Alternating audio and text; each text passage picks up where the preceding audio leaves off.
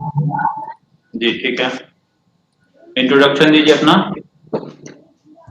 Sir मैंने 2013 में chemistry से ग्रेजुएशन किया है और 2015 से मैं एक नेशनलाइज्ड बैंक में कार्यरत हूँ। साथ ही मैं सिविल सर्विसेज की तैयारी कर रही हूँ और हिस्ट्री मेरा ऑप्शनल विषय है और आज मैं आप लोगों के सामने हूँ। आपने एक टर्म यूज किया, नेशनलाइज्ड बैंक, जी सर। इसका क्या मीनिंग हुआ? और सर इसका ये मतलब हुआ कि इसमें गवर्नमेंट का स्टेक है 51%। इसका मतलब ये है, जी सर। अगर 51 से ज्यादा हो तो भी एटलीस्ट 51% गवर्नमेंट का शेयर है इसमें। बट जब नेशनलाइज हुआ तो क्या ऐसा हुआ कि स्टेक उसका शेयर खरीदा गया? Yes sir. जब नेशनलाइज हुआ, बैंक नेशनलाइज हुआ, कब नेशनलाइज हुआ? सर ये 2 चरण में हुआ है, एक 19 जुलाई 1969 को और दूसरा 1980 में हुआ है। ठीक है, सपोज 1969 को देखते हैं, 12 बैंक का जो नेशनलाइज हुआ, उस दिन क्या हुआ? ऐसा हुआ गवर्नमेंट ने उसका शेयर खरीद लिया? और सर गवर्नमेंट के अंदर उनकी उसकी ओनरशिप आ गई। कैसे, किस मीडियम से? सॉरी सर इस पे मैंने ध्यान नहीं दिया कभी, मैं देख लूंगी अब। Okay, and you belong to which district? Madhubani district sir. Madhubani. बताइए कुछ मधुबनी के बारे में। सर मधुबनी बिहार का उत्तर जिला है जिसकी सीमा उत्तर में नेपाल से मिलती है। इसके पूरब में वेस्ट बंगाल, पश्चिम में उत्तर प्रदेश और दक्षिण में झारखंड है। और सर मधुबनी जिला। वेट वेट वेट, मधुबनी की बता रही है। मधुबनी की सीमा वेस्ट बंगाल से लगती है? सॉरी सर, सर से मैं बिहार का हूँ। काम डाउन, काम डाउन, आराम से आराम से। आराम से। ये सर मधुबनी एक बिहार का उत्तर नॉर्थ मोस्ट डिस्ट्रिक्ट है जिसकी सीमा नेपाल से मिलती है। सर मधुबनी एक ऐतिहासिक रूप से और सांस्कृतिक रूप से काफी समृद्ध रहा है। मैथिली यहाँ की भाषा है जिसको वर्ल्ड बैंक ने एक बार स्वीटेस्ट टंग ऑफ वर्ल्ड बोला था। उसके बाद सर यहाँ की मिथिला पेंटिंग विश्व प्रसिद्ध है। साथ ही सर ये विद्यापति जी की जन्मभूमि और कर्मभूमि रही है। मैथिली भाषा sweetish language of world can say. जी सर। क्या, क्यों ऐसा मिठास है? सर लोग बड़े प्रेम भाव से इसको बोलते हैं और इसमें ऊंची टोन में इसको नहीं बोला जाता। मतलब इसका टोन बहुत माइल्ड है और इसमें बड़ा हो या छोटा हो सबको सम्मानजनक वर्ड से एड्रेस किया जाता है। जैसे हिंदी में तुम बोलते हैं अपने से छोटों को और बड़ों को आप, मैथिली में छोटा हो या बड़ा हो सबको आहा करके पुकारते हैं जो एक सम्मानजनक शब्द है। आप मैथिली आपकी भाषा है जो स्वीटेस्ट है। आप मैथिली के दो रचनाकार विद्यापति और नागार्जुन, तो विद्यापति की रचना को आप उनके बारे में वर्णन करते हुए मैथिली में बोले। Sir sorry sir Vidyapati ji की रचनाओं के बारे में बहुत ज्यादा ज्ञात नहीं है मुझे। विद्यापति की कुछ क्योंकि गाना जो उनकी जो गायकी है वो घर घर में गाई जाती है, तो आप कोई मैथिली का गाना सुनाइए। सॉरी सर मुझे गाना नहीं आता। अच्छा, मिथिला पेंटिंग इसके बारे में जानकारी है? जी सर। आप करती भी हैं? नहीं सर, बहुत नहीं, थोड़ा बहुत आता है। मिथिला पेंटिंग की ऐसी क्या विशेषता है जो बिहार के अन्य पेंटिंग के मुकाबले ज्यादा व्यावसायिक हुई है राष्ट्रीय और अंतर्राष्ट्रीय स्तर? सर मिथिला पेंटिंग एक हेरिटेज का पार्ट है और जो हर एक शुभ अवसर जैसे शादी, उपनयन संस्कार या दिवाली के मौके पे की जाती है। और इसका व्यवसायीकरण इसलिए हो पाया क्योंकि यह अपने आप को आधुनिकता के साथ तालमेल बिठाया। इसमें जीविका समूह या सरकार की तरफ से बहुत प्रोत्साहन दिया गया।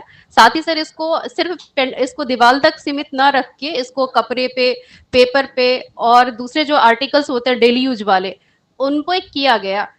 सर इसका सबसे नायाब उदाहरण आप मास्क में देख सकते हैं। मास्क पे भी मिथिला पेंटिंग करके इसको व्यावसायिक तौर पे पेश किया गया। और मिथिला पेंटिंग में काम का प्रतीक कौन सा है? किस चिन्ह को माना था काम का प्रतीक? शायद सर ये मछली है, मैं श्योर नहीं हूँ। शक्ति का प्रतीक सर लायन को। है, मिथिला पेंटिंग में लायन यूज होता है? जी सर, अगर दुर्गा माता की तस्वीर बनाते हैं वहां लायन का यूज होता है। मिथिला पेंटिंग में लायन का यूज मैंने तो नहीं देखा, आपने देखा होगा तो बहुत अच्छी बात है। अभी जो बैंकिंग सिस्टम जो है उसमें जो निजीकरण किया जा रहा है, मर्जर किया जा रहा है बैंकों का, उसको आप कैसी देखती? सर एक एम्प्लॉय के तौर पे थोड़ा बुरा लगता है, क्योंकि एक बहुत बड़ा ब्रांड जिसमें लोगों का विश्वास रहा हो सदियों तक, वो मर्ज करके उसकी पहचान खो जाती है। परंतु सर एक नागरिक के तौर पे और सरकार की मजबूरी को देखें तो फिर अभी ये समय की डिमांड लगती है। मर्जर से ना सिर्फ इफिशियंसी आएगी और बैंकों का एनपीए कम होगा, बल्कि एक हमारा जो बैंकिंग इंफ्रास्ट्रक्चर है वो स्ट्रांग हो पाएगा और बढ़ती हुई अर्थव्यवस्था की जो जरूरतें हैं, बड़े बड़े इंफ्रास्ट्रक्चर प्रोजेक्ट या मैन्युफैक्चरिंग सेक्टर में बड़े बड़े इंडस्ट्रीज को फाइनेंस करना, वो संभव हो पाएगा। अभी अभी आपने कहा तो सरकार की मजबूरी है, थोड़ा बताइए क्या मजबूरी है सरकार की? सर मजबूरी की हमारी अर्थव्यवस्था को 5 ट्रिलियन करना है 2025 तक, तो इसके लिए कम से कम 9% का ग्रोथ रेट हमें चाहिए और 9% का ग्रोथ रेट लाने के लिए हमें एक्सपोर्ट भी बढ़ाना होगा। साथ ही जो डोमेस्टिक डिमांड है उसको भी बहुत ज्यादा। बैंक का मर्जर में सरकार की मजबूरी वो बताइए आप। जो सिर्फ जितने भी इंफ्रास्ट्रक्चर या फिर जो मैन्युफैक्चरिंग सेक्टर है, मेक इन इंडिया है, उसको फाइनेंस करने के लिए हमारा बैंकिंग सिस्टम ही रीढ़ की हड्डी है। फाइनेंस करने के लिए सरकार के पास इतना कैपिटल अपने रिजर्व से नहीं होगा। हमारा बजट फाइनेंसिंग ऑलरेडी डिफिसिट में रहता है, तो बैंक की आवश्यकता है सर, जो भी बिग बैंक हो, बड़े साइज के बैंक हो। अच्छा, ये बजट आपने कहा जीडीपी का कितना हिस्सा होता है बजट, कितना परसेंटाइल में बताइए तो? Sorry sir. एंड जो मर्जर की जो बात करी जाती है, जो जो गवर्नमेंट का उद्देश्य ये है कि मर्जर होगी तो बैंकिंग जो लोन देने की कैपेसिटी उसकी बढ़ेगी, है ना? जी सर। तो it is design for millionaire, it is design for capitalist. तो और अगर आप देखेंगे तो एनपीए की समस्या ज्यादा जो है वो कैपिटलिस्टों की, क्रोनिक कैपिटलिज्म के कारण बढ़ा है। तो आपको नहीं लगता है कि जो नेशनलाइजेशन का जो उद्देश्य था बैंक का, वो पूरी तरह से समाप्त हो चुका है? सर नेशनलाइजेशन 1969 और 1980 में किया गया, जब हमारी अर्थव्यवस्था एक इन्फेंसी में थी, शैशव अवस्था में थी। अब हमारी जो अर्थव्यवस्था है वो थोड़ी स्ट्रांग हो गई है और बहुत तेजी से ग्रो कर रही है सर। तो अभी हमारी प्रायोरिटी इस ग्रोथ को बनाए रखना। ग्रो कर रही है -23.2%, -23.9%। जी सर, मैं सहमत हूँ। ये तो अभी जी सर, अभी की स्थिति सर ये ऐतिहासिक बहुत बड़ी मुसीबत है पूरी मानवता के लिए। अभी के टाइम में पूरी दुनिया की जीडीपी श्रिंक हुई है सर। हम यूके का देखें तो 21% की गिरावट वहां भी आई है, अमेरिका में भी लगभग 5%। चाइना का देखिए जहां से ये कोरोना संकट आया है सर। माफ करिएगा सर, उन्होंने प्लस में दिखाया है बहुत। आईएमएफ ने भी बोला है कि ये प्लस 3.2। सर हाँ, उन्होंने बताया है, वर्ल्ड बैंक ने भी बताया है कि ये पॉजिटिव है। बट सर मे बी कि थोड़ा मैनिपुलेटेड हो या नहीं हो, तो उनका कोरोना पूरे चाइना में नहीं फैला था। उन लोगों ने 2-3 स्टेट तक ही इसको रेस्ट्रिक्ट करके रखा था, बहुत हेवी रेस्ट्रिक्शंस लगा के। डेमोक्रेटिक कंट्री इंडिया उस हद तक रेस्ट्रिक्शन नहीं लगा सकता था। अच्छा, मुझे ये बताएं कि जो स्लो डाउन रिसेशन और डिप्रेशन, ये क्या होता है? सर स्लो डाउन ऐसी स्थिति है जब लगातार 2 क्वार्टर तक हमारा ग्रोथ रेट डिक्रीज करे, वो पॉजिटिव ही रहे बट डिक्रीज करे। सर रिसेशन ऐसा Why ratio 2 quarters? Yes sir 2 consecutive quarters. और Go on. रिसेशन में सर 2 क्वार्टर तक हमारी जीडीपी नेगेटिव ग्रोथ शो करे, जैसा अभी एक क्वार्टर में -23% शो किया है। इसमें और भी sir Stag What is recession में भी कंफर्म है। सॉरी सर, ये मैंने अनुमान लगाया है रिसेशन का। आपने दोनों में अनुमान ही लगाया है। yes, sir, हो सकता है सर, मैं चेक ठीक कर है, आगे लूंगी आगे सर। आगे बढ़िए। अच्छा, go on, let it go. History is your optional, Yes, ठीक है, और केमिस्ट्री आपका ग्रेजुएशन है। yes, sir. केमिस्ट्री में ऐसी क्या कमियां थी जो कि आपको हिस्ट्री लेना पड़ा? सर केमिस्ट्री में कोई कमी नहीं थी, लेकिन हिस्ट्री में मेरी रुचि थोड़ी ज्यादा थी। मैं ऐसा विषय का चुनाव करना चाहती थी जिसका सीधे तौर पे एडमिनिस्ट्रेशन में यूज हो, और जॉब की बाध्यता के कारण टाइम मैनेज करना थोड़ा मुश्किल था, तो ऐसा विषय लेना चाहती थी जिसका आज से मैं कंपेरेटिवली कंपेयर करके अभी की सिनेरियो से स्टडी को इजी बना सकती थी। इसीलिए सर मैंने हिस्ट्री लिया, क्योंकि प्रशासन में भी हेल्प कर। Very good, very good. आप मुझे 3 ऐसी कोई जो कंपेयर कर करके आप एंसेंट में, मिडाइवल में, मॉडर्न में हिस्ट्री में कुछ घटना घटी है जिसका आज यूज हो रहा है, आप बताएंगे कुछ? जी सर, सबसे पहले तो चाइना के साथ जो हमारी ये स्थिति है उसको हम कंपेयर करें 1962 से।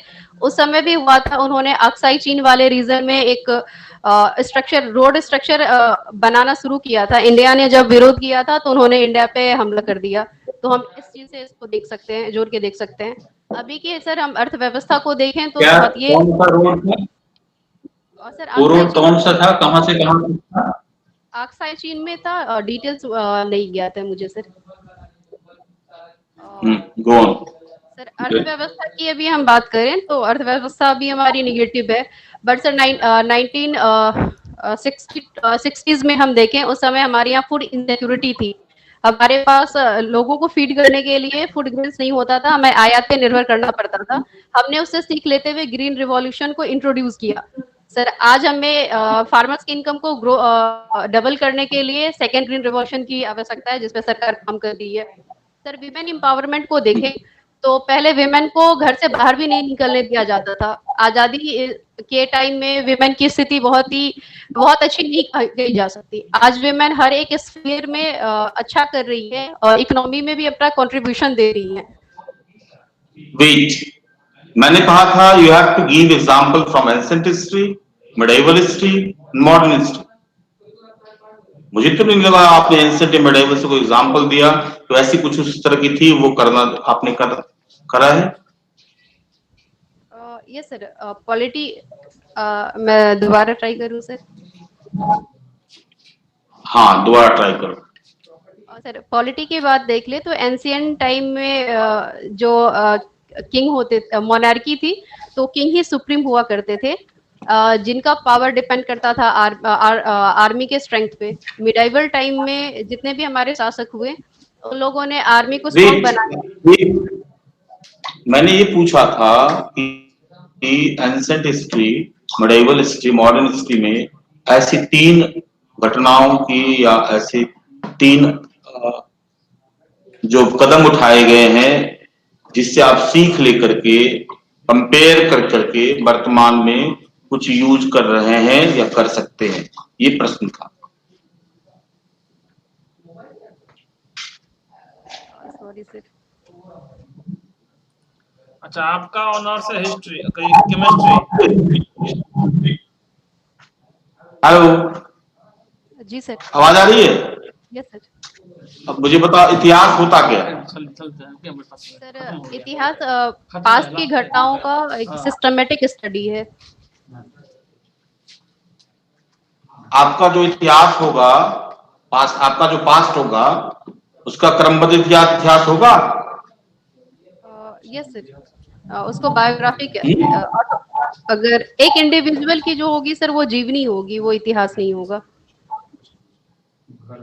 तो आपने बताया कि अतीत का क्रमबद्ध इतिहास है, हाँ सर, तो आपका भी क्रमबद्ध अध्ययन हो सकता है इतिहास हो।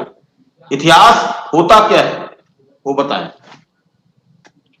सर इतिहास किसी एरिया स्पेसिफिक की उसकी सर्वांगीण स्टडी हुई, ऑलराउंड स्टडी हुआ। अच्छा चलो, ये आदि इतिहास क्या होता है? सर हिस्ट्री का वो पार्ट है जिसके बारे में हमारे पास रिटन रिकॉर्ड नहीं है, उसको आदि इतिहास बोलते हैं। रिटर्न रिकॉर्ड्स नहीं है। अच्छा, जैसे सिंधु घाटी सभ्यता, उसको क्या कहेंगे? आदि इतिहास कहेंगे, इतिहास कहेंगे?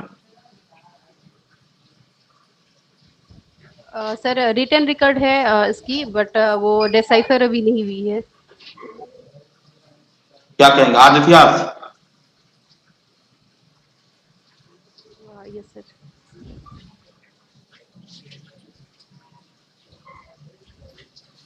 फिर वैदिक काल को क्या कहेंगे? सर वैदिक काल को इतिहास कहेंगे क्योंकि रिटन रिकॉर्ड है हमारे पास उसका। वैदिक काल को आदि इतिहास कहा जाता है। ठीक है। Thank you. अच्छा, आप बताएं इतिहास का कौन सा कालखंड आपको अच्छा लगता है? सर मुझे भारत का आधुनिक काल ज्यादा अच्छा लगता है। आधुनिक काल। आप मुझे बताएं कि महात्मा गांधी अगर नहीं होते तो भारत को आजादी मिलती? सर हिस्ट्री की कोई भी घटना सिर्फ एक इंसान से नहीं लिखी जाती है। भारत में अगर महात्मा गांधी नहीं होते तो कोई और नेता होते या किसी और तरीके से, लेट ही सही पर हमें आज़ादी जरूर मिलती। परंतु सर जिस समय हमें आज़ादी मिली है, जिन अवस्थाओं में मिली है, उसमें गांधी जी का बहुत बड़ा योगदान है। इन्होंने अच्छा, ये कहा जाता है कि कई बार ये चर्चा हुई है कि अगर नेहरू की जगह पटेल प्रधानमंत्री होते तो भारत की दशा दिशा बदली होती, और आजकल ये जोरों पे चर्चा है। आप बताएंगे आपका क्या विचार है इसमें? सर ये तो हाइपोथेटिकल सिचुएशन है कि अगर सरदार पटेल जी हमारे प्रथम प्रधानमंत्री होते तो स्थिति अलग होती। परंतु सर जब हम आजादी के बाद से देखें और जब तक ये पटेल जी जिंदा थे तब तक उन्होंने पूरा योगदान दिया है सरकार में। उनके सलाह मशवरा से ही बहुत सारे डिसीजंस लिए गए थे, तो मुझे नहीं लगता बहुत ज्यादा फर्क होता। अच्छा, अकबर और अशोक में किसे आप ज्यादा महान मानते?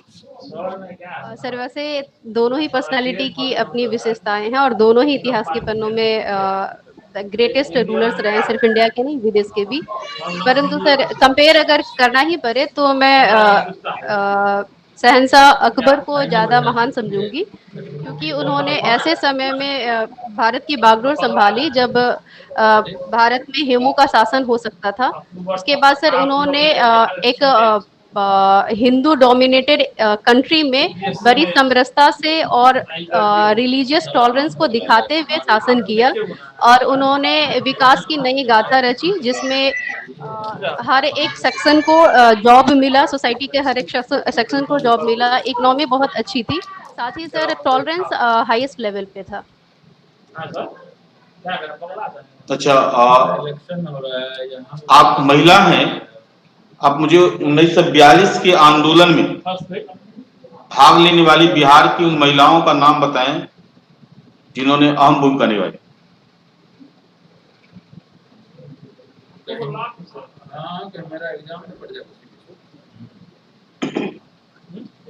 सर बिहार की कुछ महिलाएं थी जिन्होंने क्विट इंडिया मूवमेंट के टाइम में पार्टिसिपेट किया था, और पर्टिकुलरली नाम मुझे नहीं याद है।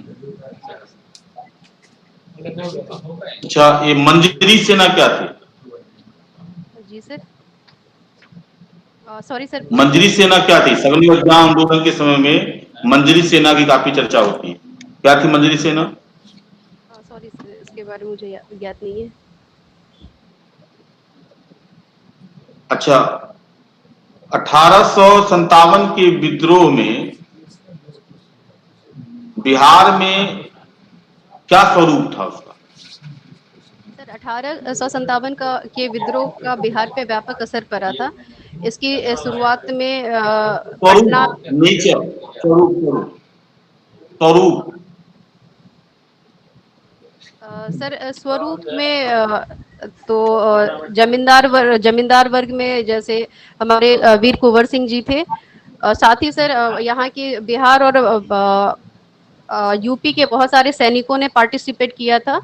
और सर आम लोगों की इसमें भूमिका थोड़ी कम थी। ये बस जमींदार लेवल पे और सैनिक लेवल पे। मैंने ये पूछा था, बिहार में 1857 के विद्रोह का स्वरूप क्या था? यहाँ पर समझिए। चलिए, और उसको छोड़िए, मुझे ये बताएं, 1857 के विद्रोह में वीर कुंवर सिंह और अमर सिंह छोड़कर 5 ऐसे नेताओं का नाम बताइए जिसने अहम भूमिका निभाई। पूरे देश भर से ना सर? बिहार, बिहार। और सर पीर अली जी हैं। इसके बाद एक अहमदुल्ला जी करके थे। वो बिहार के नहीं थे? सर सिर्फ पीर अली जी का नाम याद आ रहा है। चलिए, दिल्ली सल्तनत के शासनकाल में 3 ऐसी महिलाओं का नाम बताइए जिसने शासन में अहम भूमिका निभाई। सर सबसे पहले रजिया सुल्तान थी। उसके बाद सॉरी सर एक ही नाम याद है। अच्छा, मुगल काल में 3 ऐसी महिलाओं का नाम बताइए जिसने अहम भूमिका निभाई। सर अकबर की माता जी थी हमीदा बेगम। वो प्रशासन में उनका कोई योगदान नहीं था। सर अकबर की दाई माँ थी जो पेटीकोट शासन के समय नाम बोलिए, नाम बोलिए। सॉरी सर नाम स्मरण नहीं है उनका, बट बहुत ज्यादा हस्तक्षेप था पेटीकोट। महामनगा, महामनगा। Thank you sir. हाँ, दूसरा।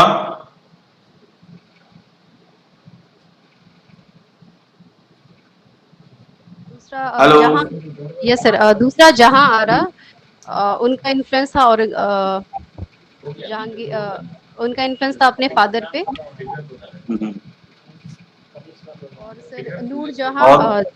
और सर नूरजहां का। नूरजहां। मध्यकाल में ऐसे किसी महिला का नाम बताइए जिसके नाम से सिक्के खुदवाए गए। सर कुमार देवी थी गुप्ता वंश की, जिनके नाम पे कुमार देवी टाइप कॉइन्स चलाए गए थे। मध्यकाल की बात कर रहे हैं। Sorry sir. अच्छा, प्राचीन भारत में 3 महिलाओं का नाम बताइए जिसने शासन की बागडोर संभाली थी।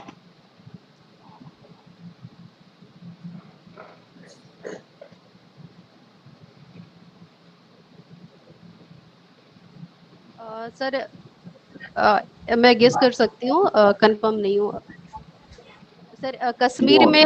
कश्मीर में रानी दिद्दा करके एक थी, उन्होंने शासन की बागडोर प्राचीन काल में संभाली थी। प्राचीन काल कब कब शासन संभाली थी? सर अर्ली मिडाइवल टाइम में ये थी। प्राचीन अर्ली काल मिडिवल, 10वीं 11वीं 12वीं शताब्दी कब बता रहे हैं? चलिए और गेस करें।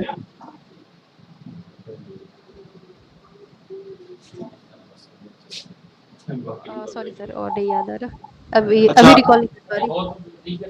अशोक ने महिलाओं के उत्थान के लिए क्या प्रयास किए थे? सर सम्राट अशोक ने महिलाओं के उत्थान के लिए अलग से अफसर नियुक्त किए थे। क्या नाम था?